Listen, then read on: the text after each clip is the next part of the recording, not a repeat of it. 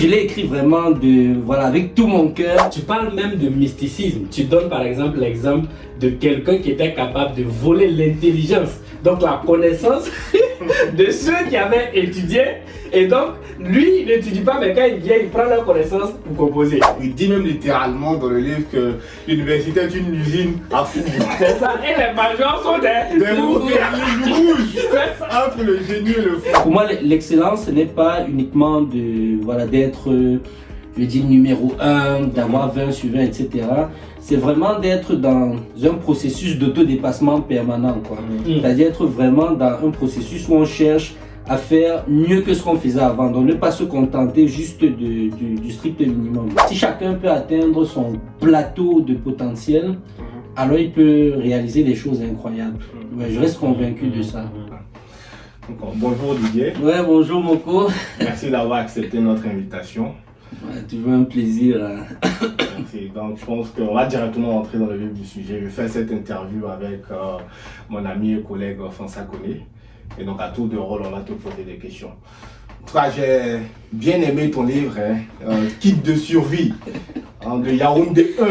On va voir si c'est utile pour Yaoundé 2 ou pour l'université au-delà. Donc c'est Mboa, c'est ça? Mboa. Oui. On dira tout à l'heure ce que ça signifie. Mais tu as parlé d'une expérience dans le livre, moi, qui m'a beaucoup marqué. C'est quand tu étais, je pense, en Master 1, où tu as dû passer également quand tu as déjà eu le concours de l'école de formation ICA, qui, il faut le rappeler, est une école d'excellence qui forme en statistique, donc les ingénieurs, statisticiens, économistes et d'autres filières.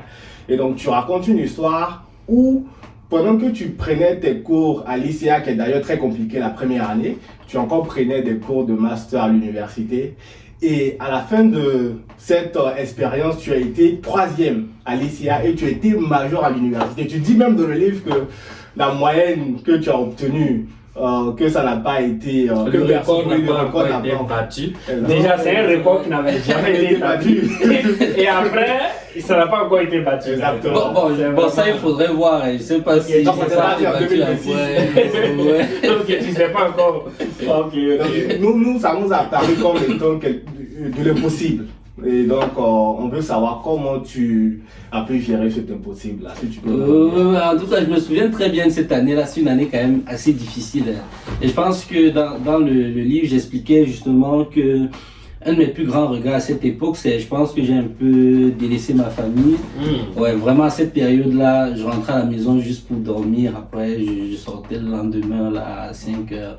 Et puis, c'était une journée un peu, route à Amsterdam. Bon, ce que je dois dire quand même, c'est que à l'université déjà, dans première, deuxième, troisième année, une habitude que j'avais beaucoup, c'est que je travaillais avec des gens. J'aimais ça, j'adorais ça. Et les gens aimaient bien mes explications. Et moi, je disais jamais non. Ça fait qu'en fait, je travaillais quasiment malgré moi-même. Donc, parfois, même si je n'avais pas eu le temps de lire le cours, etc. Le fait de travailler avec des gens, en fait, faisait que, justement, je pouvais rattraper mon temps. J'étais toujours à la page, quoi.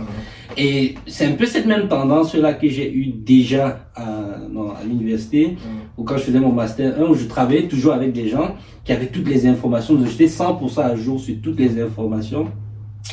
Et puis, à l'ICA aussi, j'ai travaillé avec un ami proche. Là, me soutenu sa thèse de PhD.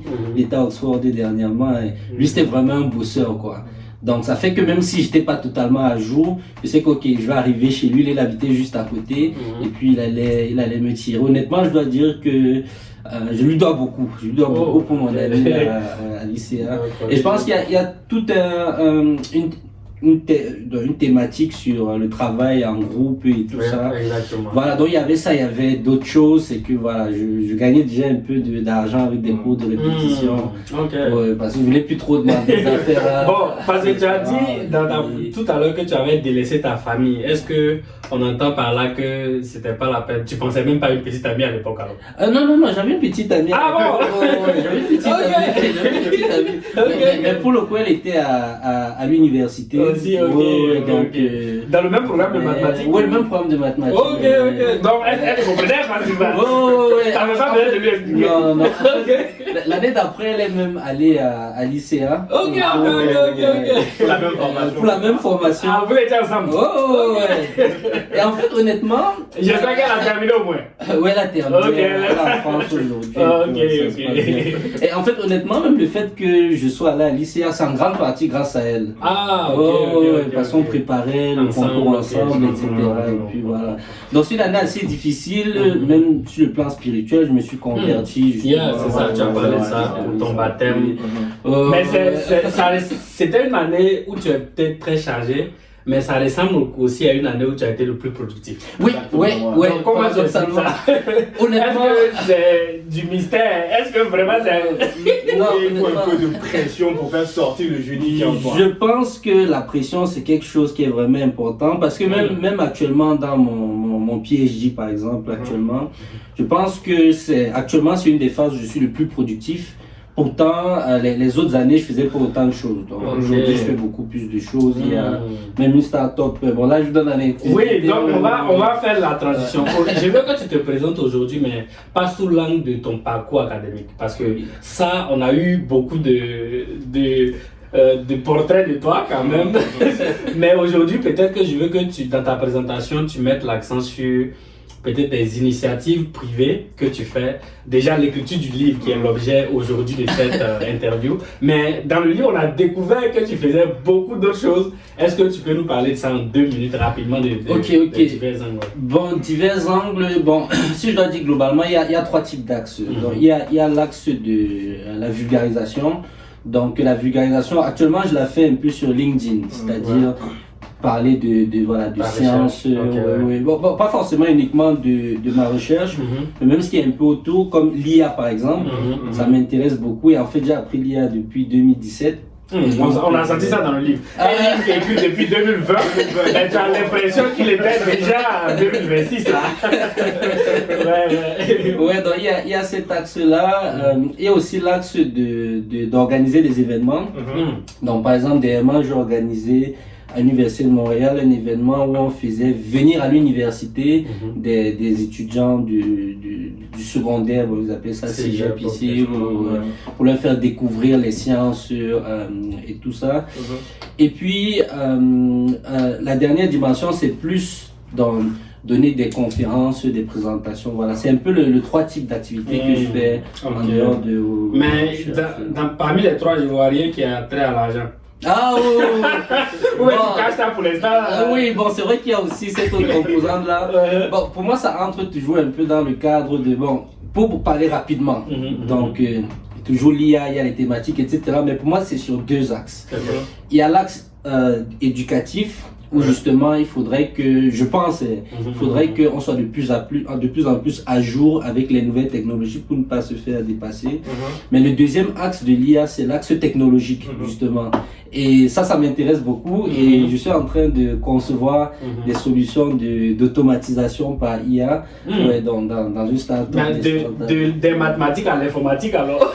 Oui, non, je suis pas seul. Donc, on est 7, oui. Ok, donc c'est quand même un beau sujet. Et je suis le seul matheux, oui, exactement, statisticien et puis économiste. Je suis le seul matheux pour le coup. D'accord, donc ça nous rassure que tu n'es pas devenu informaticien. Non. D'accord. En tout cas, c'est agréable de voir que tu fais toutes ces choses en même temps que tu fais ton doctorat. On rappelle quand même que tu es en dernière année, c'est ça, de ton doctorat en mathématiques, géométrie. Faire la géométrie. Donc voilà, il a fait une très belle interview sur la chaîne qui est disponible là, qui a certainement, vous l'avez vu, si vous ne l'avez pas encore vu, allez voir. Il dit que par exemple que le doctorat, ça va devenir breeding dans quelques années, ça va plus servir à grand chose, d'après lui. Donc, on va d'ailleurs mettre le lien de sa vidéo en description. Donc pour ceux qui ne l'ont pas encore regardé, je vous conseille d'aller le regarder. D'accord. Donc peut-être prochainement, c'est sûr, on va parler de toi au fur et à mesure, mais on peut rentrer directement peut-être dans le livre et dans... peut-être les thématiques que tu abordes dans le livre, parce que j'ai vu que tu parles de prostitution, de banditisme, d'arnaque amoureuse. Tu parles même de mysticisme. Tu donnes par exemple l'exemple de quelqu'un qui était capable de voler l'intelligence, donc la connaissance de ceux qui avaient étudié. Et donc, lui, il n'étudie pas, mais quand il vient, il prend leur connaissance pour composer. Est-ce que tu peux nous expliquer sur l'épisode passé ça? Oui. Alors, bon, je tiens à préciser que justement, cette section, il y a eu tout un chapitre qui était dédié à ça. Yeah. Et puis, la section, justement, bon, une grande partie de cette section sur des mysticisme et tout ça, c'est pas des affaires que j'ai vécues. Okay. Donc voilà, je transmets en fait de ce que moi-même j'ai eu dit. Mais tu penses pas que ce soit un mythe ça? Parce que... Bon, honnêtement, je sais pas. C'est-à-dire que Okay. j'ai déjà eu des témoignages et tout ça, mais je me dis que bon, moi j'ai jamais expérimenté ça, mais je sais qu'il y a des gens qui peuvent vraiment y croire, donc je partage vraiment cette information. Et donc, c'était quelqu'un qui étudiait normalement, etc., qui était très bosseur. Mais bizarrement, le jour de l'évaluation, la personne avait la sensation d'avoir des trous blancs pendant l'examen, etc. Et en fait, c'était deux filles, elles étaient deux. Okay. Ouais, elles étaient deux. Et puis, il y a un de nos camarades de promotion qui est explicitement venu les voir pour dire qu'il fait de la métaphysique sur eux. Ouais. Ah, c'est lui-même qui a avoué. C'est lui-même qui a avoué, ouais, c'est lui-même qui a avoué qu'il fait de la métaphysique sur eux. Et que voilà, pendant qu'ils sont en plein examen, il a accès à leur connaissance. Mais parce que l'histoire, pourquoi j'ai posé la question, tu as dit dans le livre que ces dernières se sont mises à prier beaucoup, et après l'individu, donc... Oui, peut-être c'était lié à ça, c'est-à-dire qu'elles avaient l'impression qu'il y avait un blanc, et c'était deux filles très croyantes, très chrétiennes, et justement, dans leur prière, il y avait cette idée de, voilà, je veux réussir à l'école, etc. Et peut-être c'est ça qui a causé que le gars avoue que... Et finalement, il a quitté l'université. Comment? Oui, finalement, bon, je croyais pas ce que le gars est devenu après. Mais c'est vrai que moi, je l'avais plus revu après. Donc, je pense qu'il avait... Peut-être qu'il a eu une bourse pour partir. Puisqu'il a volé assez de connaissances. Bon, ok. Non, mais honnêtement, je sais pas si ça fonctionnait tant parce que il n'avait pas de si bons résultats. Ah non, c'est ça. Il avait quel accès? Peut-être que les jeunes dames n'étudiaient pas suffisamment. Ouais, peut-être. Il avait volé pas de connaissances. C'est ça. Ok. Ouais, donc honnêtement, moi je sais pas si j'y crois. Mais tu l'as décrit quand même dans le livre. Mais tu vois, moi je n'ai cité que des mots pour prostitution, mysticisme. Est-ce qu'on devrait avoir peur de l'université? Bon, particulièrement pas. Oui, justement, en fait, c'était un peu toute la thématique du livre. C'est de dire que il y a, heureusement ou malheureusement, beaucoup de personnes qui utilisent ça pour décourager les gens de l'université. Et moi, je voulais être vraiment honnête dans la démarche pour lister les différentes difficultés, problèmes qui sont vraiment référencés et qui peuvent être vrais parce que pour le coup, il y a certaines aventures que j'ai vécues. Donc, certaines organisations qui viennent promettre de gagner de l'argent, etc. Et auquel moi je croyais pas à la vision forcément, mais je pense que j'avais failli me faire arnaquer tout simplement. Donc je sais qu'au moins sur ce plan-là, c'est des choses qui existent et je voudrais vraiment mettre un accent dessus. Mais toute la thématique de l'ouvrage, c'est de dire que je pense que globalement, il y a plus de bien, il y a plus de bien que de mal pour celui qui sait vraiment ce qu'il veut, quoi. C'est pour ça qu'il y a tout un chapitre où je parle des écoles de formation et je parle de l'université pour qu'on sache exactement qu'est-ce qu'on gagne des deux et qu'on puisse avoir un jugement plus éclairé. Savoir s'orienter notamment. Bon, moi je veux faire un petit flashback parce que le livre, tu décris un certain nombre de codes donc il faut pour réussir son parcours à l'université. Ensuite, tu dois résumer le livre. C'est quoi le conseil ultime que celui qui lit le livre doit ressortir après lecture du livre? Ouais, c'est sûr que ça c'est une colle. Ouais, parce que j'ai envie de sortir plusieurs, puisque finalement en fait on peut dire qu'il y a plusieurs cibles dans l'ouvrage. Il y a des gens qui sont vraiment en début de formation, qui commencent, et d'ailleurs beaucoup de gens qui ont acquis ce livre, c'est pas des gens qui étaient à l'université, c'était pour leur offrir à leur cadet qui étaient en train d'entrer. Il y a aussi des gens qui sont déjà à l'intérieur, donc par exemple troisième année, et puis qui c'est pas encore trop tard, ils peuvent encore se réorienter. Et puis il y a des gens qui sont déjà sur la fin du parcours et qui veulent savoir comment arriver. Et je pense que le message n'est pas le même pour chacun des trois. Mais si j'ai juste à donner un seul message global, que je pense que j'ai dit aussi la dernière fois parce que ça reste puissant, je pense, c'est qu'il faut prendre son destin en main. Voilà, chacun doit prendre vraiment son destin en main. Je pense que si je donne juste cette phrase-là, ça fait que chacun devient maître de chercher l'information dont il a besoin. Donc ici, j'ai partagé juste, on peut dire quelques informations, mais un spectre qui est tellement large. Par exemple, dans ton ouvrage, même tu abordes aussi d'autres thématiques, toujours autour de l'excellence académique, qui sont tout autant pertinentes. Donc ça, c'est aussi un peu pour mettre le pied à l'étrier, mais quelqu'un qui veut vraiment, et c'est pour ça même que le livre s'appelle Le Kit de survie. Donc j'ai aussi pensé l'ouvrage par la forme. Je voulais vraiment pas qu'il soit gros, il est même plus gros que ce que je voulais qu'il puisse tenir dans une poche. C'est ça, peut-être pour ne pas qu'on perde le fil de ça. Ça, quand tu dis kit de survie, donc à l'université on ne vit pas. Non. Parce que malgré le kit, vous n'allez pas vivre, vous allez survivre. Est-ce que c'est comme ça que tu voulais comprendre? Non, c'est pas dans ce sens-là. Ah, d'accord. C'était vraiment plus dans le sens de... Donc, un manuel quelqu'un peut avoir dans sa poche. Et après, maintenant, si il a besoin rapidement d'une information, par exemple, il y a eu une astuce très rapide des 5 minutes, la technique des 5 minutes dans le chapitre sur l'excellence académique. Donc, venir en classe et puis commencer à réviser le cours 5 minutes juste avant le cours. Je pense que ça, c'est une technique qui est toute simple, très puissante. Mais pendant que les gens regardent One Piece. Comment faire ça? Pendant que les gens regardent One Piece.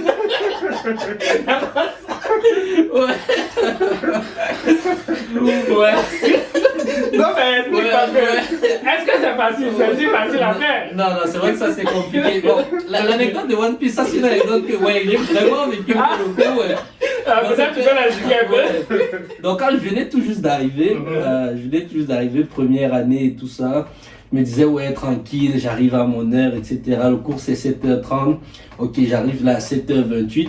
Mais quand tu arrives à 7h28, tout est déjà bondé, c'est-à-dire les meilleures places, les places devant sont déjà bondées. Et donc justement les seules places qui restent c'est derrière quoi. Et en fait les gens derrière c'est pas forcément les gens qui suivent le cours. C'est des gens qui viennent de chimie. Ils sont même pas dans votre programme. Ils sont même pas dans votre programme. Chacun fait ses choses et puis voilà justement il y a des gens qui regardent One Piece. Alors vraiment très drôle. Ça ressemble à une jeune que quoi. Moi j'ai pas fait l'université. Justement pour revenir sur l'épisode de One Piece qui m'avait marqué aussi au début du livre, mais dans le dernier chapitre du livre, tu donnes un ensemble de conseils.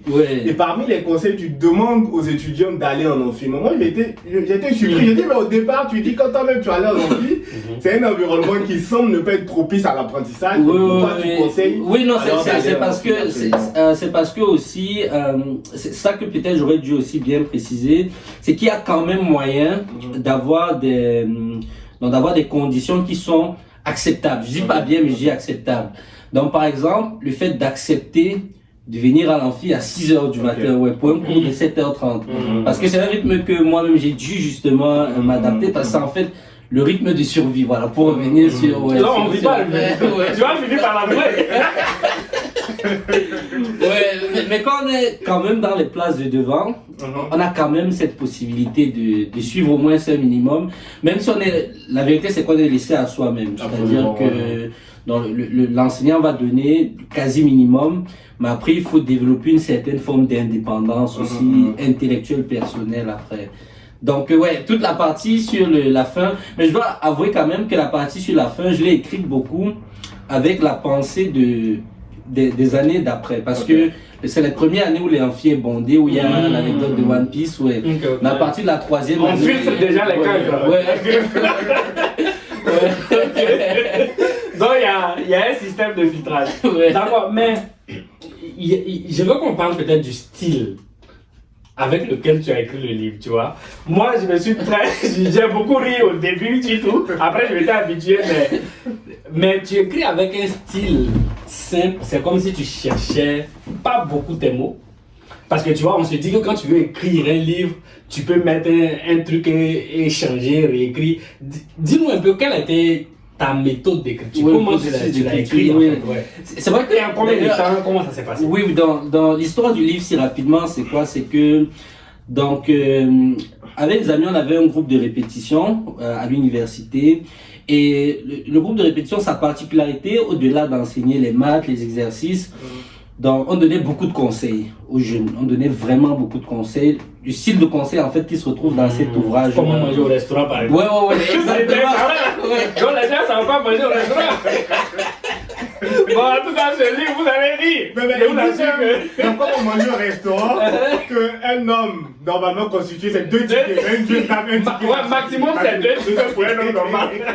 C'est sûr que j'ai pris beaucoup de plaisir à écrire. Franchement, on s'entend ça, nous avons rien. On dit, mais. Il explique comment manger au restaurant à l'université. Et donc, en fait, je me suis rendu compte que je redisais les mêmes choses encore et encore et encore.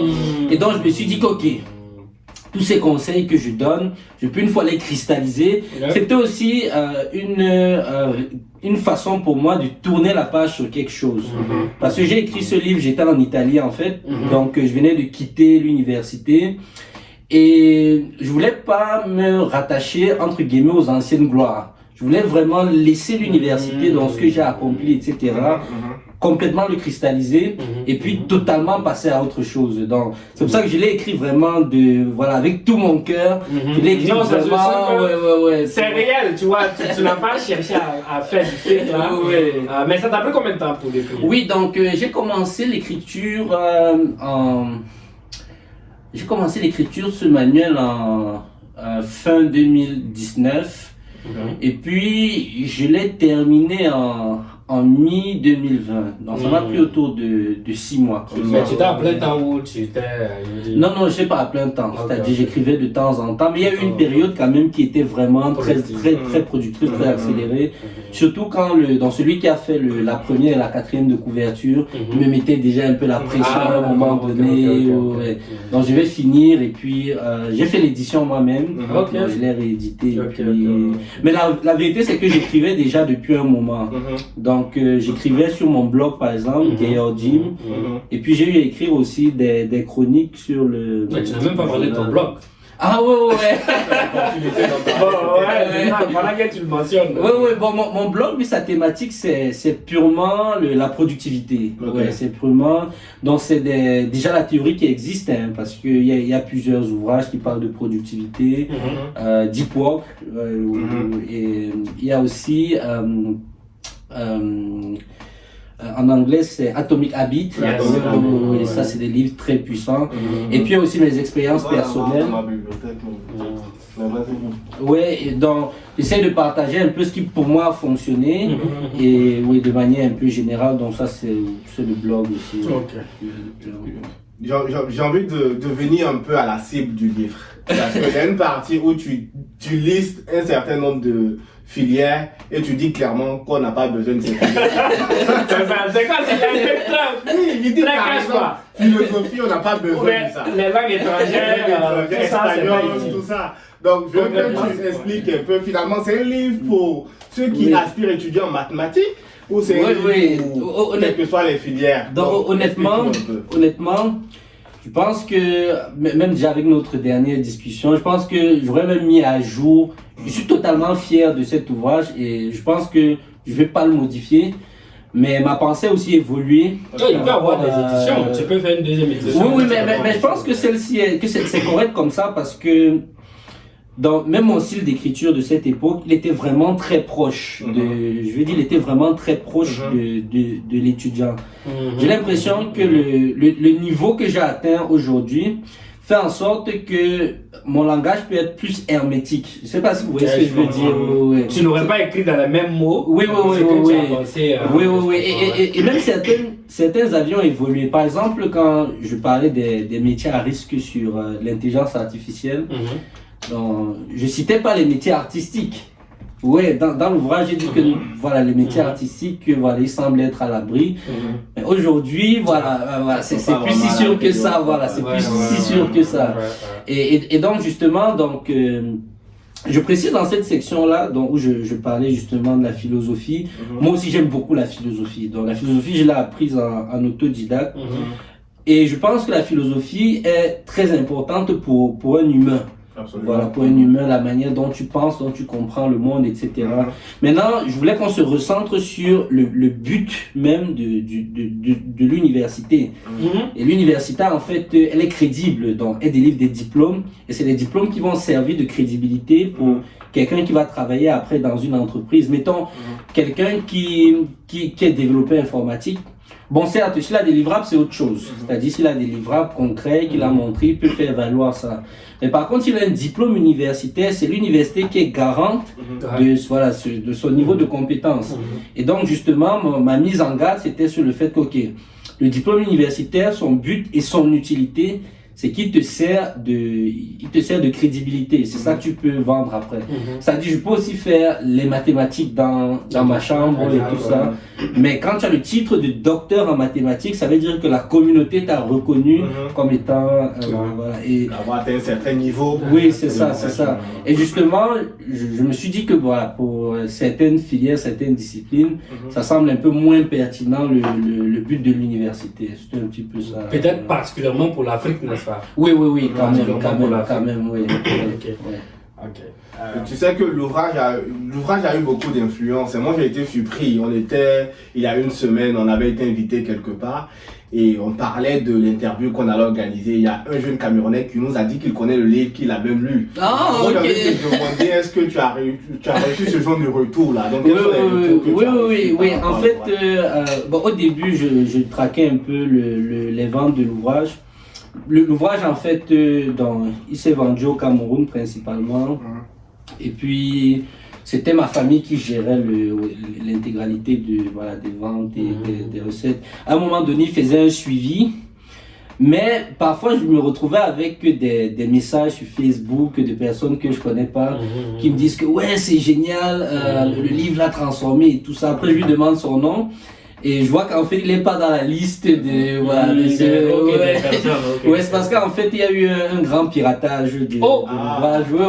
Mais honnêtement, moi, ça me dérange pas. Parce que ce qui était vraiment important, c'était que le message soit relativement transmis. Et donc, bon, j'ai eu des retours je peux dire, environ une centaine. De personnes. Je vous ai dit, il n'y a pas uniquement des étudiants. Donc, il y a aussi des personnes qui pense que l'ouvrage va être très intéressant à offrir.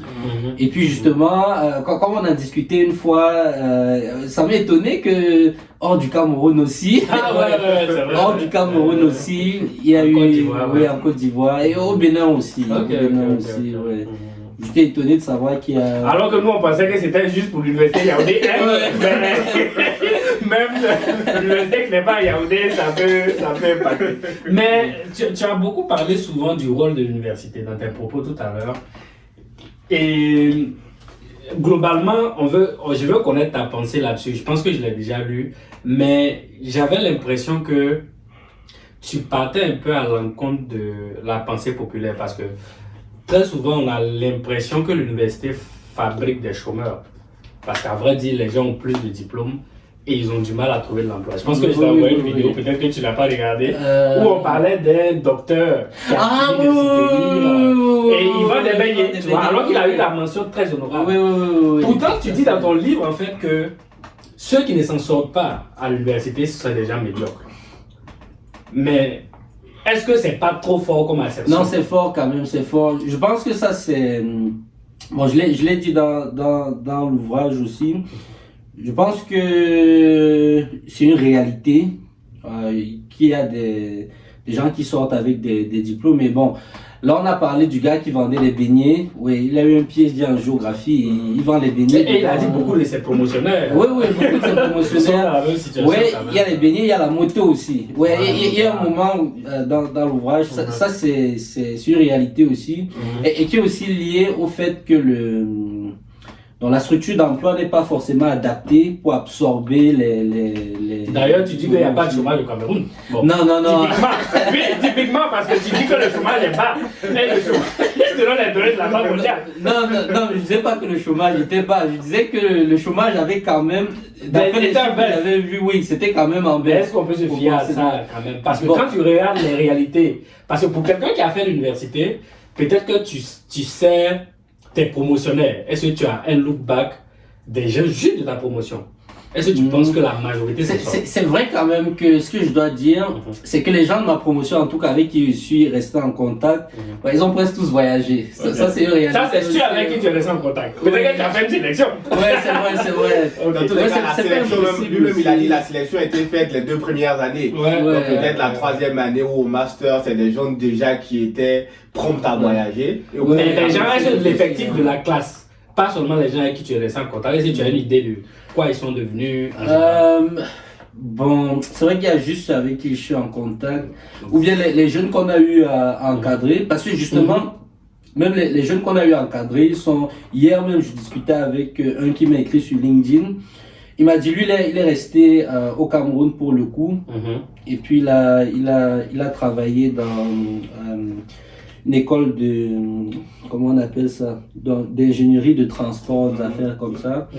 Bon, il a trouvé du travail, surtout avec les contacts qui s'est fait à l'intérieur. Et puis, de ce qu'il m'a expliqué, bon, il a me lancé sa start-up. De ce qu'il m'a expliqué, pour l'instant, ça va quand même, quoi. Mais sûrement aussi, vous avez raison, il y a un biais quand même. Ouais, ces chiffres, on sait qu'en Afrique, parce que tel qu'on définit, tu en parles, tel qu'on définit le chômage, c'est sûr que quelqu'un qui ne cherche pas du travail, qui n'a pas du travail, qui ne cherche pas, il n'est pas content. Oui, c'est vrai aussi, c'est vrai aussi. Quelqu'un qui vend des beignets, c'est pas un chômeur. C'est exactement ça, c'est pas un chômeur. Mais on peut faire un doctorat pour venir vendre des beignets.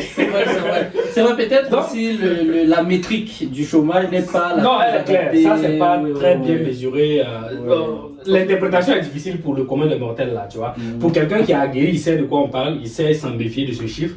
Mais si tu le lances comme ça peut vraiment tromper la majorité. D'ailleurs, merci pour on a même une vidéo sur la chaîne où on parlait de l'importance de l'école, où d'ailleurs on parle également des travaux précaires selon la BAD. Donc on vous invite à aller regarder la vidéo. On va mettre le lien en description si vous ne l'avez pas encore vu. C'était une très très bonne vidéo et très intéressante. Donc peut-être revenons pour terminer sur ce fait de la médiocrité à Angoa. Est-ce que tu maintiens que les gens qui s'en sortent pas, en tout cas en majorité, je sais qu'il peut y avoir des exceptions, qui s'en sortent pas à l'université, c'est vraiment seulement des gens qui sont médiocres?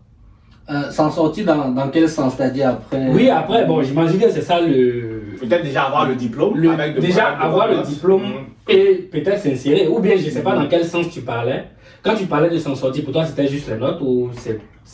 Non, c'était même au-delà. Au-delà des notes, voilà. Donc qu'est-ce que tu penses? Tu penses que en majorité, les gens qui s'en sortent pas vraiment après leur diplomation, y compris, est-ce que c'est parce qu'ils ont été médiocres, donc ils n'ont pas appliqué les règles de... Ouais, c'est sûr quand même, comme vous avez dit tantôt, j'ai le biais que les personnes que je connais, justement, ils s'en sont quand même relativement bien sortis, c'est-à-dire au moins s'ils sont sur des trajectoires ascendantes. Et puis ceux-là, honnêtement, en fait, peut-être j'ai le biais de connaître des gens qui s'en sortent bien, mais je veux dire que vraiment, même quand on travaillait ensemble, ils étaient excellents, quoi. C'est-à-dire, bon, quand je dis excellent, peut-être il faut que je définisse le terme d'excellence. Donc pour moi, l'excellence, ce n'est pas uniquement d'être, je dis numéro 1, d'avoir 20 sur 20, etc. C'est vraiment d'être dans un processus d'autodépassement permanent, quoi. C'est-à-dire être vraiment dans un processus où on cherche à faire mieux que ce qu'on faisait avant, donc ne pas se contenter juste du strict minimum. Et beaucoup de gens de mon entourage, d'ailleurs, voilà, vous êtes des exemples des gens de mon entourage. Voilà. On n'a pas mal de on est déjà. C'est ça, peut-être il y a un biais de filtration, peut-être inconsciemment. C'est ça, moi au début du livre, la chose qui m'a marqué, j'avais le sentiment que tu faisais un peu l'éloge de l'université, Yaoundé 1 particulièrement, et tu peut-être remettais en cause les idées reçues selon lesquelles c'est ceux qui ne réussissent pas qui vont à l'université. Oui. Bon, est-ce que c'est peut-être qu'il faut des chiffres? Oui, non, dans ce sens-là, ok. Non, dans ce sens-là, c'est différent. Parce que dans ce sens-là, ça c'est quand même une tendance. C'est-à-dire que après le diplôme du secondaire dans le bac, la plupart des élèves font d'abord les écoles de formation, justement. Et je pense que c'est en grande partie dû a la très mauvaise réputation de l'université. Maintenant, ceux qui n'ont pas réussi les concours, pour la plupart, c'est eux qui viennent à l'université. Donc, c'est-à-dire, c'est censé être justement... Déjà que la majorité ont essayé partout. Oui. Et il y a des gens aussi... C'est le dernier choix, c'est tard, il faut qu'ils partent à l'université. Et je dis ça en connaissance de cause parce que... Qu'est-ce qui fait ça? Est-ce que c'est pas vraiment parce que après le diplôme, c'est chaud? Oui, bon, c'est sûr quand même qu'il y a il y a plus de certitudes. Moi, je pense que dans une école de formation, il faut être totalement clair là-dessus. C'est qu'il y a plus de certitude au niveau de l'emploi. Après, c'est-à-dire que puisque tu as une formation en fait qui t'apprend un métier, et donc tu peux trouver plus. Mais si tu es excellent à l'université, il y a au D1, il y a de grandes chances que ça aille. Oui, bon. Si tu n'es pas fermé d'esprit aussi, parce que après, maintenant, pour avoir des opportunités, ça prend d'autres compétences. C'est pas juste les notes, non, ça, j'ai envie de revenir sur certaines réalités que tu dépeins d'ailleurs très bien dans le livre, qui fait que l'université, on pourrait se dire que ça crée des chômeurs. Par exemple, tu racontes l'histoire de l'un de tes professeurs qui vient et qui dit que la licence c'est 6 ans. Donc, parce que lui, il l'aurait fait en 6 ans. Alors qu'on sait tous que normalement, une licence c'est 3 ans. C'est ça, et tu passes tellement bien, tu dis que souvent leur objectif c'est de t'humilier au début. Exactement. Ou bien, il y a un autre exemple que j'ai bien aimé, c'est le prof qui vient, eux, ils ont des taux de sélection. 3%. J'étais surpris. Donc, qu'est-ce que toi tu dirais à ces profs-là aujourd'hui? Parce qu'ils vont créer des chômeurs. Peut-être qu'à la fin, avant que juste pour renchérir là, c'est comme si c'est seulement 3% en moyenne ou 5% qui réussissent, ça veut dire que même si on regarde, ça détruit des vies totalement, finalement. Ouais. Il suffit pas d'être brillant, parce que si t'es pas dans les 5%, ça marche pas. Oui, ça c'est une vérité, et honnêtement, j'ai envie de dire que je leur en veux même pas. Dans quel sens je dis ça? C'est qu'en fait, il y a vraiment un problème d'effectif. C'est-à-dire, en réalité, ce n'est pas forcément quelque chose de normal qu'en fait, il y ait tant d'étudiants qui soient inscrits. Non, je vais dire, même du point de vue du suivi.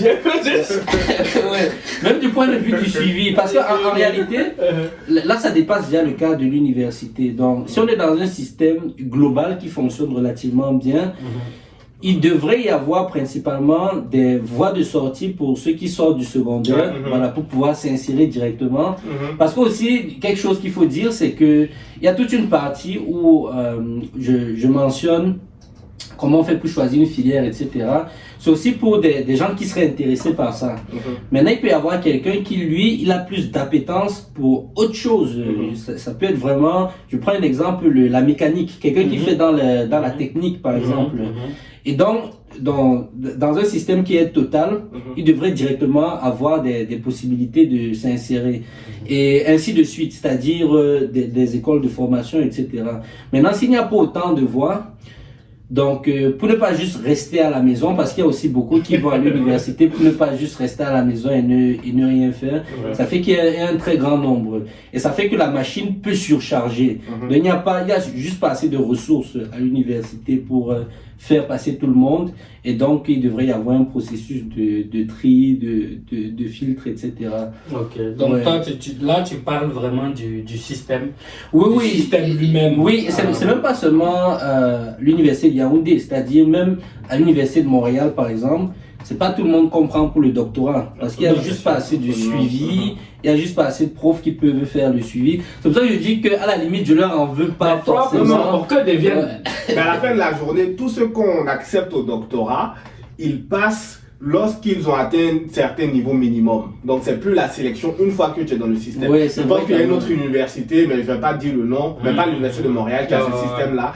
Et donc ça détruit, si tu veux, l'ambition de beaucoup d'étudiants. Je suis d'accord qu'avant l'entrée, on peut faire la sélection, mais une fois qu'on entre, est-ce qu'on doit nous obliger à faire une licence en 6 ans par exemple? Ouais, c'est vrai.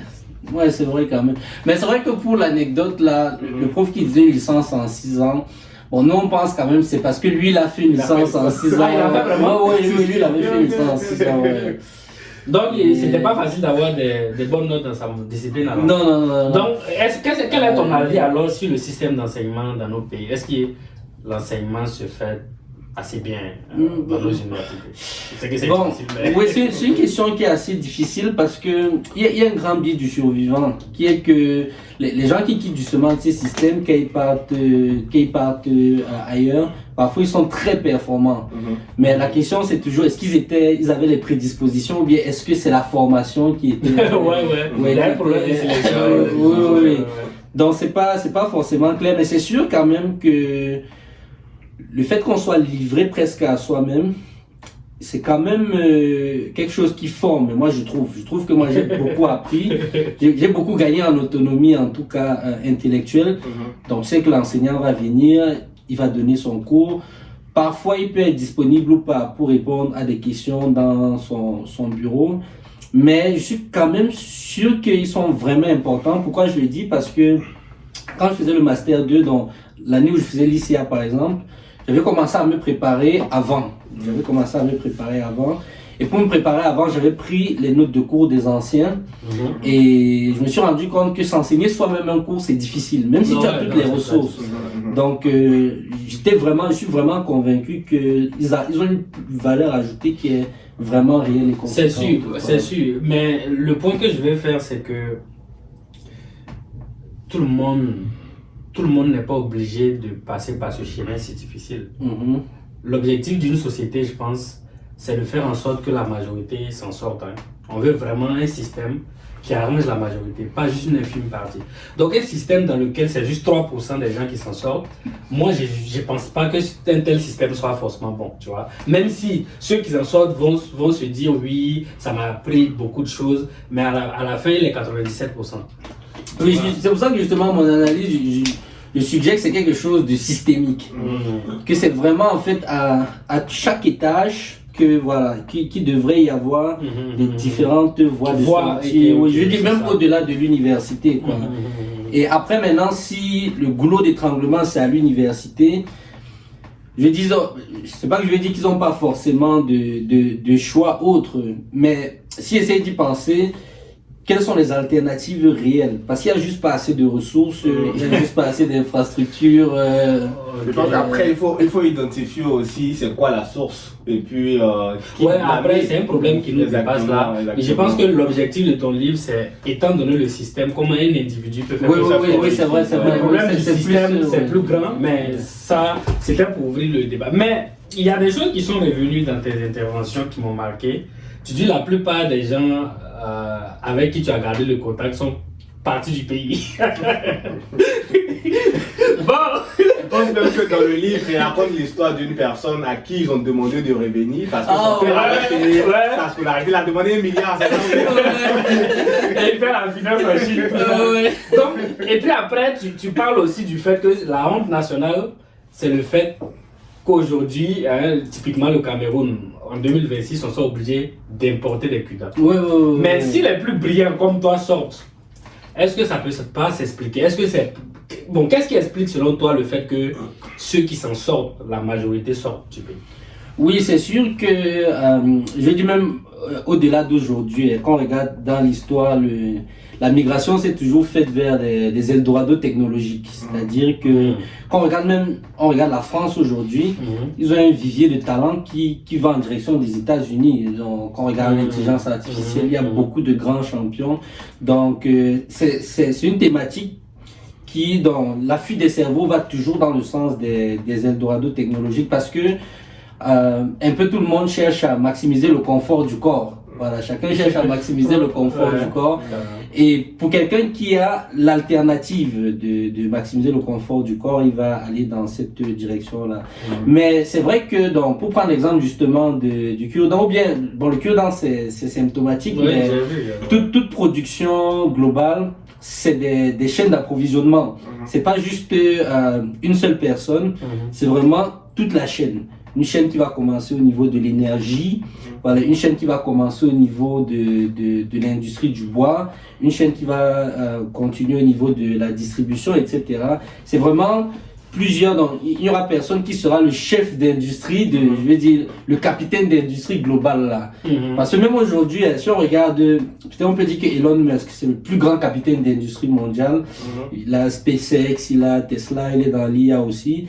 Mais même lui finalement, il est limité, il est dépendant. Dernièrement, il y a eu une interview qu'il a donnée, vous voyez, où il a annoncé le grand projet énergétique. Et quand on fait une analyse de ça, en fait, on voit que c'est un message qu'il envoie à une des compagnies qui est à Taïwan qui fabrique des cartes graphiques, en fait, eux qui impriment des cartes graphiques, parce que lui, il est dépendant. Lui aussi, il est dépendant de ça et il y a beaucoup de clients, etc. Donc, il n'y a personne qui peut maîtriser la chaîne au complet et chacun à son niveau. Mais c'est ça. À aucun moment, parce que quand tu parlais de ça, je pense que tu posais le contexte pour parler d'excellence académique, tu vois. À aucun moment, tu n'as critiqué le système. J'ai eu l'impression, en tout cas, je n'ai pas perçu que tu as critiqué vraiment le système, que ce soit éducatif, politique. Peut-être que c'est un choix que tu as fait, mais quand tu parles du cure-dent et que tu parles d'excellence académique, comme si c'était un seul individu qui pouvait changer ça, ta réponse aujourd'hui ne colle pas directement avec... Oui, non, c'est sûr quand même que, bon, par rapport à ce que je disais tout de suite, c'est sûr qu'il faut quand même des chefs de projet à différentes échelles, mais c'est absolument certain que le système global ne permet pas. Vraiment, c'est parce que l'ouvrage, c'est pas un ouvrage qui s'adresse aux politiques, parce que le message pour les politiques est aussi totalement différent.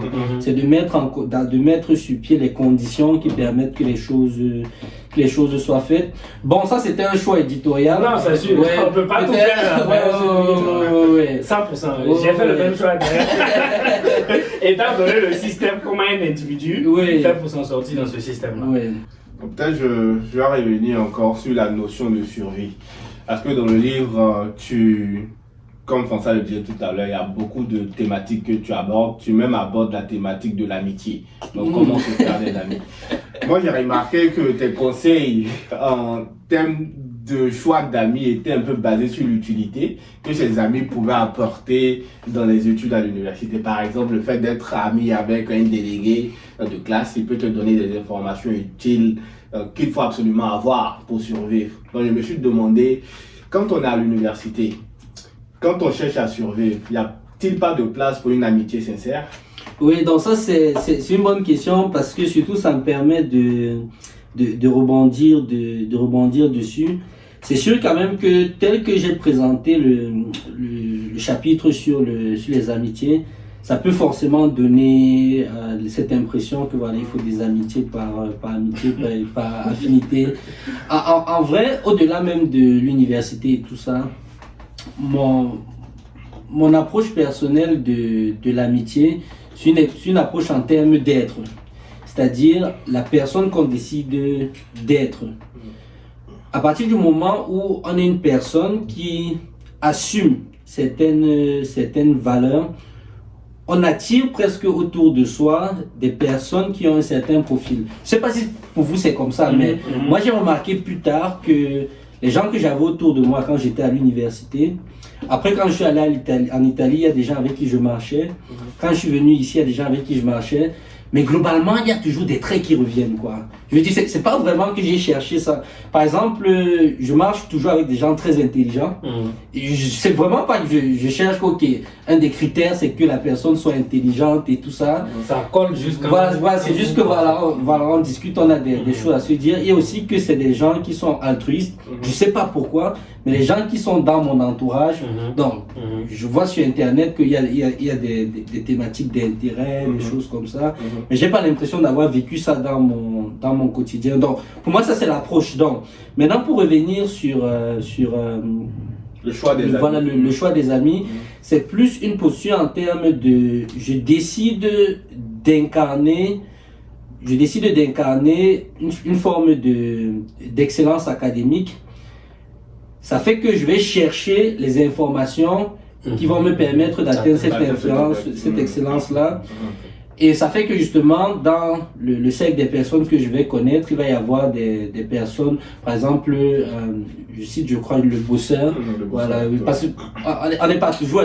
Évidemment, chacun doit apporter un repas à la table, mais peut-être si c'est moi le bosseur, ok, voilà, donc je vais chercher les informations et donc s'il y a quelqu'un qui a beaucoup d'informations, pas forcément un délégué, mais quelqu'un qui a beaucoup d'informations, je vais souvent le solliciter et peut-être par la force des choses, on va devenir proche et tout ça.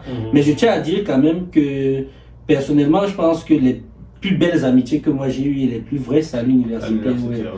Même si certaines personnes disent qu'il n'y a pas d'amitié vraie à l'université, je pense que la plupart, personnellement, par rapport même à mon secondaire, c'est vraiment à l'université que... Ouais. Et l'amour alors? Parce que j'ai eu une petite ambivalence quand je lisais. J'ai l'impression que ta pensée profonde, dis-moi si c'est faux, c'est que l'amour sur les bancs, ça sépare. Bon, profonde, je ne sais pas si je le formule bien, mais c'est comme si c'est plus une perte de temps souvent qu'autre chose, quoi. Bon, honnêtement, pas forcément. Pas forcément. C'est pas forcément une perte de temps. Par exemple, j'ai un ami, ses parents sont connus à l'école. Donc, c'était l'école normale. Et puis, son mari sont très heureux et tout ça. Ce que je mettais juste en garde, c'est que la vérité, c'est qu'il y a beaucoup de personnes qui utilisent le lien, peut-être les failles psychologiques d'amour, quelqu'un qui recherche un compagnon, etc., pour profiter d'eux. Ouais, j'ai raconté cette anecdote. Une qui a utilisé un génie et puis elle s'est retrouvée à l'Occident. Elle a appelé. Elle était reconnaissante plus qu'elle a remercié. Que vraiment tu es très intelligent, vraiment merci pour tout ce que tu as fait pour moi, etc. Mais ce dernier là, comment? Je ne sais pas si tu as la suite. Est-ce qu'il s'appelle? J'ai pas vraiment la suite du gars en question. Mais j'ai profité pour parler un peu de l'amour en général. Voilà. Donc, mais comment les étudiants donc devaient se comporter à l'université vis-à-vis de l'amour, par exemple? Honnêtement, moi je ne veux pas donner de conseils spécifiques par rapport à ça. Je pense même dans tout l'ouvrage, j'essaie de ne pas donner de conseils. Donc je raconte des histoires, des thématiques, je présente des situations. Après, chacun va être libre finalement de faire son choix. Mais je me dis que si, ça c'est mon approche personnelle, c'est que quand on débute une relation, c'est vraiment pour essayer que ce soit sérieux, quoi. Donc de mettre un terme. Donc si on trouve quelqu'un avec qui on est capable de construire quelque chose où on se partage les mêmes valeurs, alors go. Je veux dire, moi, quand j'étais à l'université, même au moment où j'écrivais ce livre-là, j'étais en couple, quoi. Et donc, justement, je dis qu'il n'y a pas forcément, il faut juste garder en tête que, ça ne doit pas empiéter sur... Trouver le meilleur. D'accord. En tout cas, moi, j'ai encore quelques questions avant que, je ne sais pas, tu en as combien là-bas. Mais, tu donnes une stratégie de fou dans le livre, mais c'est littéralement une stratégie de fou, puisque tu dis que tu suggères qu'une des techniques pour bien maîtriser un cours, c'est de penser à ce cours quand tu marches dans la rue. J'ai dit, mais ouais, les mathématiciens, ils vont finir par... Donc, est-ce que tu peux expliciter davantage cette technique? Et puis, est-ce que c'est pas dangereux? Bon, avant que tu répondes, comme il parle de fou, il dit même littéralement dans le livre que l'université est une usine à fous. C'est ça, et les majors sont des fous rouges. Entre le génie et le fou. C'est ça. Ça suffit d'abord que les gens répondent. Bon, c'est sûr que par rapport à ça, c'est sûr que moi-même je reconnais que c'est quelque chose d'extrême. Donc, ce que et ça je parle sous le contrôle des gens qui font les sciences de l'éducation. Apparemment, il y a certaines techniques d'apprentissage qui sont plus efficaces que d'autres. Des techniques qui ne sont pas très efficaces, on sait qu'il y a le surlignage par exemple, on sait qu'il y a la relecture passive de je relis, etc. L'une des techniques les plus documentées, c'est la réflexion active. C'est-à-dire que je cherche, c'est pas uniquement en marchant, donc je cherche vraiment à réfléchir de manière active, c'est-à-dire presque à recréer un certain savoir dans les schémas neuronaux. Il y a toute une théorie même neuronale sur ça avec la gaine de myéline et tout ça. Maintenant, on peut aller à l'extrême maintenant là-dedans, c'est-à-dire introduire aussi la recherche de la compréhension dans différents milieux. C'est sûr que moi, j'ai eu à l'introduire parce que, comme je faisais plusieurs choses en même temps, à un moment donné, j'étais obligé de faire du multitâche. J'étais obligé de profiter de toutes les microsecondes que j'avais dans ma journée pour... donc, la limite entre la folie et le Mais en vrai, bon, j'allais citer Nietzsche parce que c'est Nietzsche qui disait que les seules idées qui ont de la valeur, c'est celles trouvées en marchant. Oh. Mais c'est pas un si bon exemple parce que lui aussi, il était un peu fou. dans la théorie à vérifier. Mais honnêtement, moi, je dois dire que c'est une technique qui fonctionne pour moi, qui fonctionne extrêmement bien. La manière dont moi j'apprenais même, c'était je faisais quasiment jamais les exercices quand j'étais tout seul. Donc je faisais les exercices soit quand j'étais en travaux dirigés, soit quand je travaillais avec des gens. Mais quand j'étais seul, je méditais presque sur le cours. C'est-à-dire que je prenais les notes de cours. Parfois, j'essayais de réécrire au complet les notes de cours sans regarder. Comme si je réécrivais le cours au complet. Ça, c'est le fax. Ouais, c'est un peu le fax. C'est un peu le fax, mais je profitais pour aller au-delà. Okay, c'est-à-dire que, donc, par exemple, j'écris un théorème. Et puis, dans le théorème, il y a des hypothèses. Donc, par exemple, la fonction doit être continue. Là, je profite puisque je suis seul. Ok, qu'est-ce qui se passe si j'enlève cette hypothèse-là? Est-ce que je peux fabriquer des contre-exemples, etc. Et quand je fais ça, ça fait que je possède maintenant le théorème. Et le fait de m'approprier le théorème, ça fait que je peux l'améliorer. Ou bien je peux l'utiliser dans d'autres contextes. D'où la carrière de chercheur. Donc sur le fax, tu l'as conseillé. Tu as même donné des exemples de quelqu'un qui faisait le fax. Et donc pendant ses premières années, il a eu de très bonnes notes, mais aux années supérieures, ça l'a rattrapé. Parce que quand tu fais le fax, peut-être pour rappeler la définition, lorsque tu mémorises le cours sans forcément la correction également des exercices, de sorte que si le même exercice il sort, il disait que même quand on cherche le numéro, les gars, tu as bouleversé. Ils versent les mêmes questions. Mais ce qui se passe parfois à l'université, c'est que les choses ou les cours arrivent tellement rapidement que si tu veux prendre le temps qu'il faut pour comprendre profondément les cours, à la fin de la journée, à l'examen, tu peux ne pas t'en sortir. Donc finalement, c'est quoi l'objectif? Est-ce que c'est uniquement de comprendre le cours ou bien c'est également de pouvoir passer un classe supérieure pour avoir ton diplôme? Donc, étant donné ces objectifs-là qui ne sont pas forcément convergents, aujourd'hui, quel est ton avis sur le fax? Oui, donc mon avis sur le fax, déjà le fax lui-même, il n'est pas problématique si il continue. Bon, je sais qu'il y a des contraintes de temps, c'est pour ça que je prenais l'exemple sur la manière dont moi j'ai eu à travailler. Par exemple, je faisais pas les exercices quand j'étais seul chez moi. Donc j'utilisais 100% du temps que j'avais de travail personnel à la maîtrise intrinsèque des notions. Maintenant, les choses font que, même si dans le livre j'ai dit que voilà, le fax n'est pas bien, le fait c'est que les gens faxent de toute façon. Et en fait, ils le font aussi en groupe, etc. Ça fait que de toutes les manières, les gens vont être plus intéressés par faire les exercices.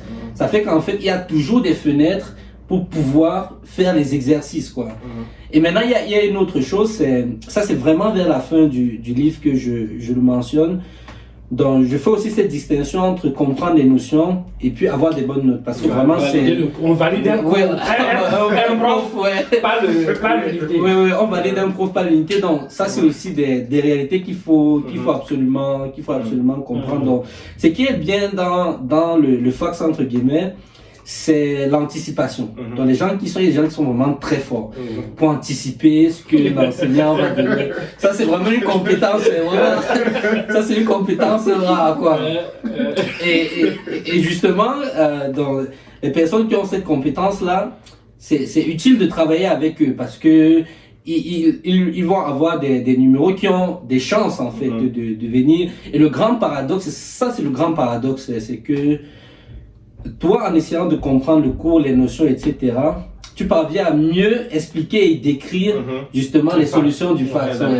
Mais le dernier avantage, c'est que tu deviens aussi capable de démarrer à chaud, voilà, donc de générer des nouvelles réponses justement aux problèmes. Parce que quel que soit le fax que tu fais, tu n'as jamais su à 100% que ce que tu as bossé, c'est l'exercice que le prof il va te donner. Donc, comprendre le cours, ça a son avantage aussi, comme tu as dit. Si jamais ce que tu as faxé ne sort pas, au moins tu peux te débrouiller. Une autre chose aussi qui est vraiment super, bon, peut-être ça vaut juste pour les maths et tout ça, c'est qu'en fait, comme je disais tantôt, je travaillais avec plusieurs groupes différents. Parfois, on me demandait le même exercice, quoi. il y a des fois où je faisais le même exercice avec 3-4 personnes. On peut voir ça aussi comme une forme de fax. Mais ce qui m'intéressait, c'était de voir comment les gens commencent. Parce que parfois, en fait, tu es en train de vouloir faire un exercice, tu peux juste afficher la correction. Mais parfois, c'est plus intéressant, et même pour ceux avec qui tu travailles, de les laisser commencer le raisonnement. Parfois, ils ont même tout bon jusqu'à la fin. Et très souvent, c'est des raisonnements qui sont disjoints. C'est-à-dire qu'ils apportent des solutions différentes. Là, et bon, toi, ça t'enrichit parce que bon, tu as plus... plusieurs manières d'aborder le problème. Oui. Je pense que tu parlais un peu, tu faisais un peu la promotion aussi de la recherche, du chercheur dans le livre à un moment, et tu parlais du confort du chercheur. Avec l'évolution actuelle de l'intelligence artificielle, d'ailleurs tu as parlé du métier de mathématicien qui a été classé comme étant le meilleur en 2014 là, comme métier. Est-ce que tu penses, tu tiens toujours, tu penses toujours que le métier de mathématicien est le meilleur? Oui, c'est sûr que c'était je crois que c'était le Forbes qui avait, ouais. C'est sûr que leur critère de passer le meilleur, ça veut dire? C'est comme il y a des journaux qui disent la femme la plus belle du monde, par exemple. Qu'est-ce que ça veut dire? Donc bon, ils ont des critères sur c'est pas uniquement des critères de salaire, c'est sûr qu'il y a des critères de salaire quand même. Il y a le retour sur le bien-être de la personne. Est-ce que la personne se sent libre? Est-ce que la personne se sent épanouie et tout ça?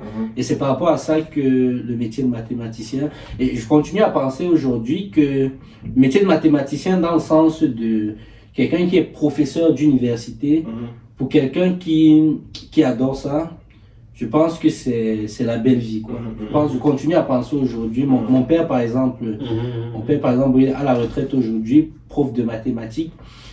Tu vois, sa vie pour moi c'était incroyable. Donc, il se réveillait le matin à 4h, il griffonne ses théorèmes, etc. À 6h, il nous réveille tous pour qu'on aille à l'école et tout ça. Bon, lui-même, il part à l'université, il enseigne. Des retours que j'ai, c'est comme s'il adorait ça, quoi. Enseigner, et puis il revient. C'est vraiment quelqu'un, tu sens que chaque matin, il est fier de se réveiller, quoi. Voilà, pour aller travailler. Donc, dans ce sens, je pense que ça peut toujours être bien. Maintenant, l'intelligence artificielle est en train de bousculer, même au niveau des mathématiques. Donc, dernièrement, Terence Tao faisait une conférence où il parlait. Donc, l'IA aujourd'hui, en mathématiques, l'IA est capable de résoudre certains problèmes ouverts. Il y a les problèmes de Erdos que l'IA résout. C'est-à-dire, vraiment, il y a des publications. Vous voyez, comme on met un nom sur la publication, le titre de la publication, c'est GPT 5.3. 5.3. Bon, c'est vrai qu'actuellement, c'est plus en combinatoire. Peut-être parce qu'il y a la machine. L'homme et l'IA, tu veux dire? L'analyse combinatoire, oui. Pour avoir essayé de regarder un peu, dans mon domaine, c'est pas encore, comment dire, en tout cas, les one shot, les one prompt shot là. Ça marche pas. Aussi, bon, il y a des thématiques de données là, donc sur un moyen terme quand même, ça risque d'être quelque chose d'hybride, mais pas encore quelque chose de. Le problème, c'est que quand ça devient hybride, ça empêche que la production devienne plus importante. Et donc, du point de vue humain, il peut y avoir moins de postes à pourvoir. Donc, ça fait que c'est pas forcément que l'IA remplace théoriquement les chercheurs. C'est juste qu'on a besoin de moins de chercheurs pour produire la même quantité de connaissances. Et donc, ça fait que finalement, au niveau du marché du travail, là, c'est chaud.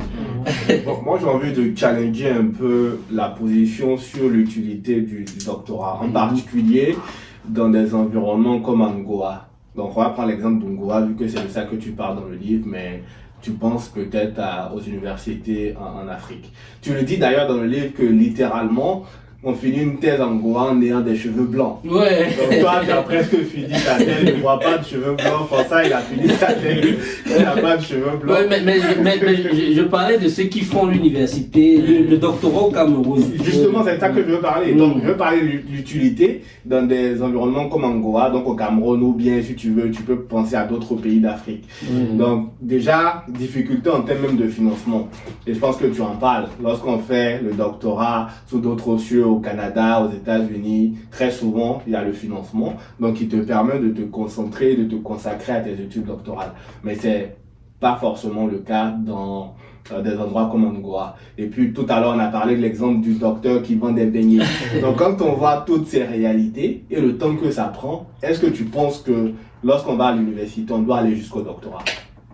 Bon, aujourd'hui, c'était aussi un peu le thème de notre dernière discussion. Je pense que pour quelqu'un qui cherche le travail, en tout cas, c'est pas forcément la voie la plus avisée. C'est-à-dire que le doctorat peut rester pertinent pour quelqu'un qui veut faire du branding. Ouais, quelqu'un qui veut faire du branding. Juste du branding. Non, pas uniquement du branding. Je veux dire quoi? Qu'est-ce que je veux dire par là? Par exemple, quelqu'un qui a des projets, mettons des projets technologiques, il y a quand même une différence entre quelqu'un qui a un PhD et qui veut lever des fonds, même dans les pays africains, qui veut lever des fonds, et quelqu'un qui a juste un bac. En vrai, donc on peut faire un PhD pour entreprendre. Oui, justement, on peut faire un PhD pour entreprendre. On peut faire un PhD pour entreprendre, utiliser son PhD, pas uniquement les compétences techniques du PhD, mais plus comme un levier, voilà, gage de crédibilité, mais aussi même les compétences qu'on développe au PhD. Ouais, parce que au-delà de tout, et quelqu'un par exemple qui devait devenir chercheur, peut-être c'est là, parce que en vrai de vrai, le PhD en général c'est pour faire la recherche, l'enseignement. Et quelqu'un qui veut devenir chercheur, est-ce que c'est toujours, tu penses vraiment que l'IA va faire disparaître tout ça? Pas à court terme, même à moyen terme. À moyen terme, je pense qu'il y aurait quand même une réduction de postes. En fait, ce que je me dis, parce que c'est aussi la tendance qu'on voit sur d'autres marchés, c'est qu'ils ont introduit l'IA dans la boucle, ils ont viré des gens. Maintenant, ils sont en train de réembaucher un peu des juniors et tout ça. Je pense ils ont surestimé, non? Ouais. Et bon, l'université aussi dans sa phase de transition, l'université en général, c'est-à-dire d'introduire l'IA dans la boucle. C'est pas impossible que même ils fassent ça à un moment donné, c'est-à-dire automatiser. Aujourd'hui, il y a des agents autonomes qui font de la recherche, même si dernièrement, il y a eu un papier publié par, je pense que c'était le MIT, où ils ont déployé un agent autonome pour faire de l'intelligence artificielle et il traque le chain of thought. Il traque le chain of thought et ils se rendent compte qu'en fait, sans un humain dans la boucle, il y a encore la tendance à diverger rapidement. Parce que c'est un modèle probabiliste là.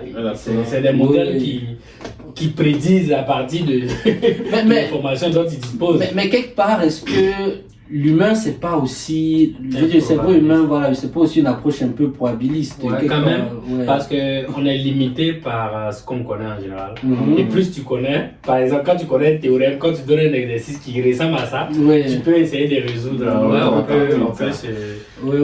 Et ce qui est même fou, dedans, c'est que parfois les grandes révolutions, même au niveau des sciences, c'est un problème qui semble ressembler à des autres problèmes, mais qui finalement est résolu avec des outils qui viennent d'autres domaines. Donc peut-être cette connexion-là, l'humain est limité parce que pour faire des connexions de différents domaines, il faut vraiment connaître, bien savoir que tu peux avoir des outils dans d'autres domaines qui peuvent être utiles ici. Peut-être lié à cette facilité, vu que c'est entraîné sur des millions de données de différents domaines, donc ça peut facilement faire les connexions. Mais comme tu as dit, je pense que à moyen terme, c'est pas évident. Oui, bon c'est vrai, je dis ça quand même, mais il y a quand même, je vais pas dire une crainte là, mais peut-être, si c'est la voie que l'IA prend, ça pourrait changer les données. Si l'IA, au lieu d'essayer d'être général, dans les IA génératives, devient de plus en plus spécialisée, c'est-à-dire on passe dans un monde avec des IA, là ça peut vraiment changer la donne. C'est-à-dire que vous avez une IA, par exemple, dans les domaines où on spécialise, les échecs par exemple, les humains ne battent plus les meilleurs IA, ou bien même pour reconnaître certains patterns, comment on dit? Oui, certaines tendances médicales dans les détections de cancer. Oui, donc si on essaie d'arrêter cette idée de AGI et on passe sur des modèles plus spécialisés, là, voilà, il peut y avoir plus d'avancée. Parce qu'il a vraiment une connaissance qu'aucun humain ne peut garder dans son esprit. Absolument. Donc, peut-être, je ne sais pas si tu as une dernière question. Exactement. Non, peut-être la dernière question, ça va à mon niveau. Non, j'ai une question. Ouais, ok, vas-y. Ça va être une question personnelle. Donc, c'est une expérience que tu racontes dans le livre. Et je pense que ça peut arriver à certaines personnes à l'université. C'est lorsque tu avais été accusé de triche. Et comment tu l'as vécu. Et parce que ta note avait été changée à la main, ce qui n'arrive pas. Et puis on t'a vu sortir même du bureau du professeur en question. Donc c'était raisonnable. Donc on se pose des questions, tu vois. Oui, donc cette anecdote, c'est vrai que j'avais pas eu le courage à l'époque d'écrire intégralement dans l'ouvrage le fait que mon père, en fait, c'est un mathématicien à la retraite, parce qu'en réalité, c'était également lié à cela. Ouais, c'était également lié à cela. Dans l'anecdote, il était à la retraite même. Il était à la retraite, oui. Donc, il m'a jamais enseigné et tout ça. Ouais, mais on savait qu'il y avait le fils d'un enseignant. Donc, en fait, ce qui s'était passé, c'est qu'il y avait un de mes amis, un de mes amis qui était délégué à l'époque et qui, je peux utiliser d'autres mots, et qui m'avait tout simplement trahi dans le sens de pas défendu. C'est pas lui qui a porté les accusations, mais en fait il avait la vérité, la réalité, mais il avait choisi en fait de défendre son collègue. Il avait choisi de défendre son collègue. Donc qu'est-ce qui s'était passé? Il y avait eu l'examen d'une matière, maths première année, et le problème avait commencé. Il y a deux examens. Il y a l'examen intra, dans nous on appelle ça le contrôle continu, le CC. Et déjà l'examen intra, j'avais eu la meilleure note. Déjà l'examen intra, j'avais eu la meilleure note. Ce qui justement, en ce temps-là, n'était pas commun. C'est-à-dire généralement ceux qui ont les meilleures notes, c'est des redoublants, des affaires de même. Et peut-être parce qu'ils ont le fax. Ouais, peut-être parce qu'ils ont le fax. Peut-être parce qu'ils ont le fax. Mais je dois dire que j'avais bien travaillé grâce justement à cet ami-là. Parce qu'en fait, il m'avait fait travailler sur les questions, les exercices. Donc, il y avait pas mal, le même esprit était revenu à l'examen. Maintenant, il y avait eu un problème sur mon matricule. Déjà, au moment du contrôle continu, il y avait eu un problème. Et j'étais donc parti, comme tout le monde, faire une requête. J'étais parti, comme tout le monde, faire une requête. Et donc, j'ai fait la requête pour changer. Parce que si tu n'as pas le bon matricule, en fait, quand on va réentrer les différentes données et tout ça, il y aura un bug à un moment dans le fichier Excel. Et c'est ce qui s'est passé à la session normale. Donc, ils n'ont pas corrigé à temps l'erreur qu'il y avait eu sur le matricule.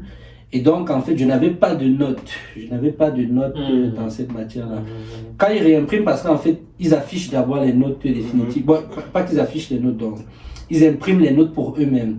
Et après, maintenant, ils partent pour essayer de corriger les différentes erreurs.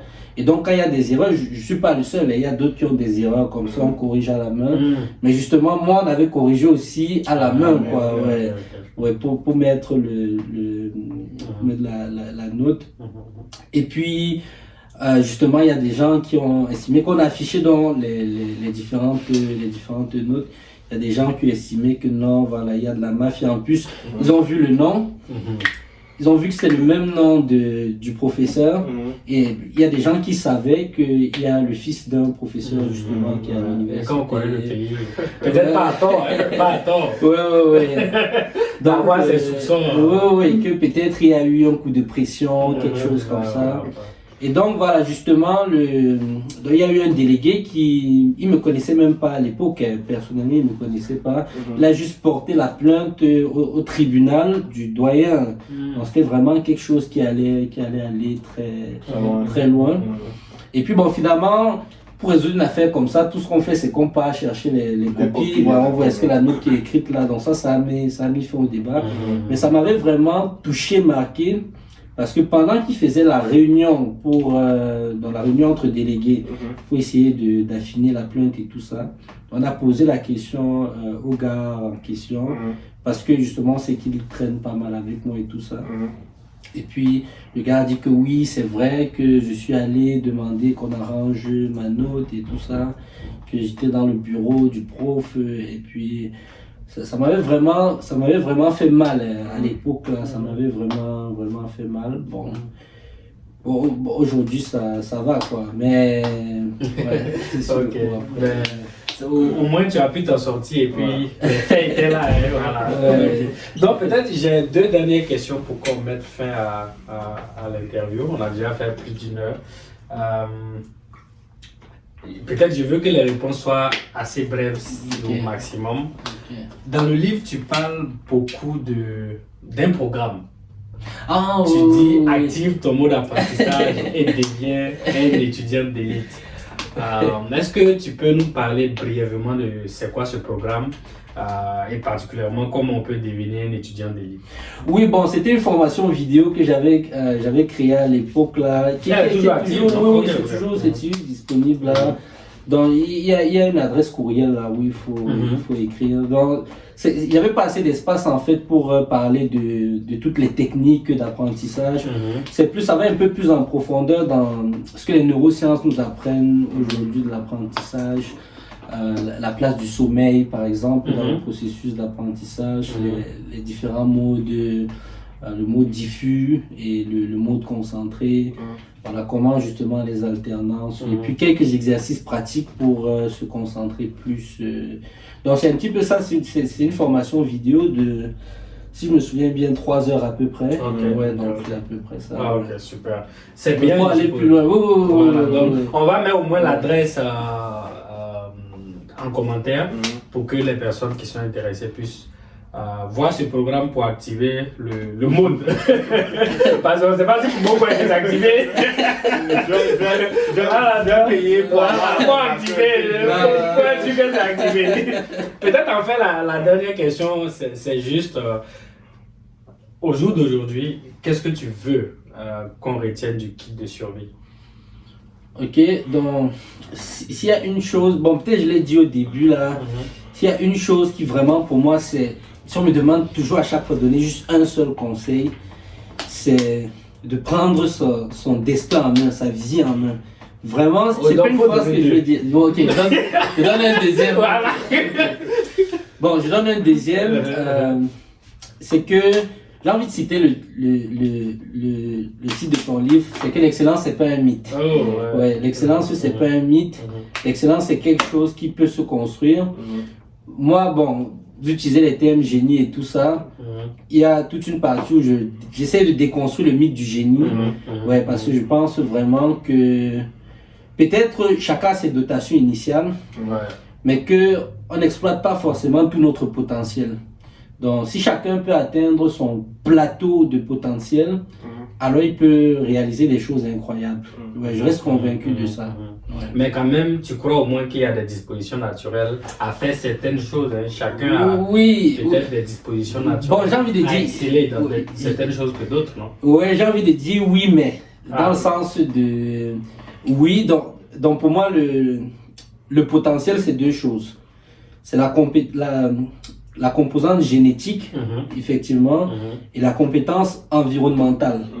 C'est-à-dire que s'il n'y a pas l'environnement pour que un gène puisse s'exprimer, il va juste pas s'exprimer.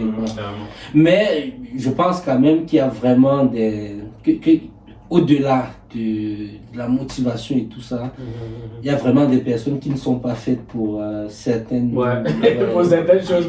Elles vont faire les efforts qu'il faut là, mais c'est pas évident. Bien entendu, il parle beaucoup de l'orientation. Ça peut aussi aider. Donc, la première des choses, c'est de trouver son chemin avant de pouvoir s'exprimer.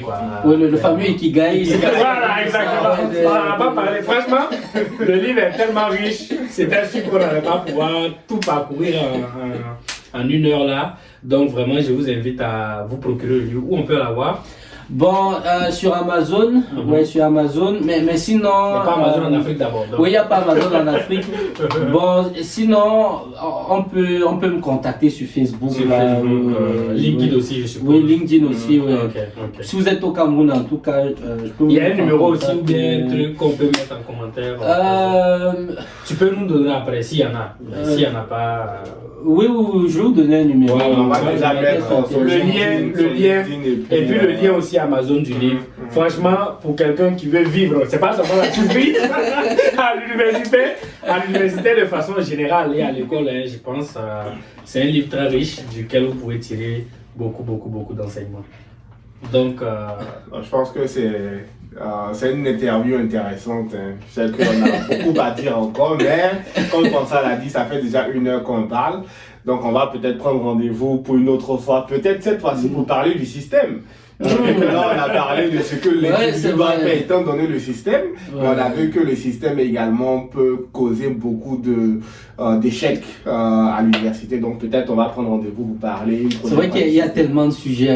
Même l'IA, je pense que tu es tellement passionné de l'IA.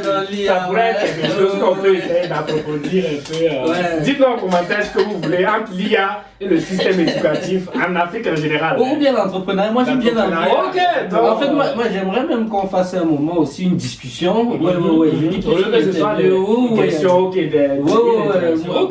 Votre vision en tout cas de l'entrepreneuriat, moi ça m'intéresserait. Ok. Donc on pourra faire ça. On vous en donnera beaucoup plus de nouvelles sur Merci de nous avoir suivis.